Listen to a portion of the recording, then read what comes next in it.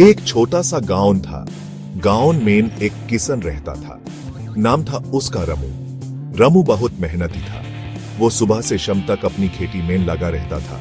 उसकी जिंदगी का सहारा उसकी खेती ही थी। वो अपने खेत में अनाज उगाता था, अपने परिवार का पेट पालता था।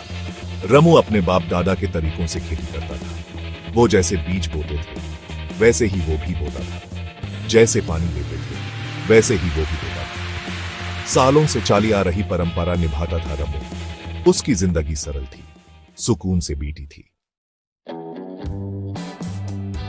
एक साल बारिश बहुत कम हुई, सूखा पड़ गया, नदी नाले सब सूख गए। किसान परेशान थे, उनकी फसल सूख रही थी। रमू भी परेशान था, उसके खेत में भी पानी नहीं था, फसल सूख रही थी। दिन बीते, महीने बीते, पानी नहीं आया। रामू की सारी फसल सूख गई। उसके पास खाने के लाले पड़ गए। उसके बच्चे भूखे सोने लगे।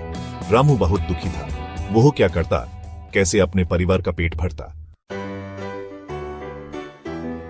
एक दिन रामू शहर गया। बाजार में उसकी मुलाकात एक आदमी से हुई।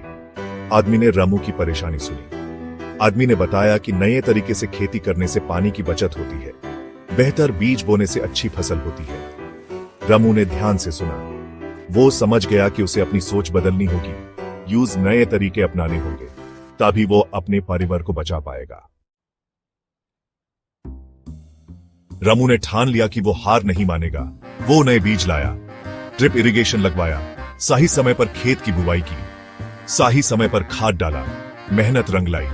उस साल अच्छी बारिश हुई। रामू की फसल लहलहा उठी। देखते ही देखते खेत में सोना उगाया।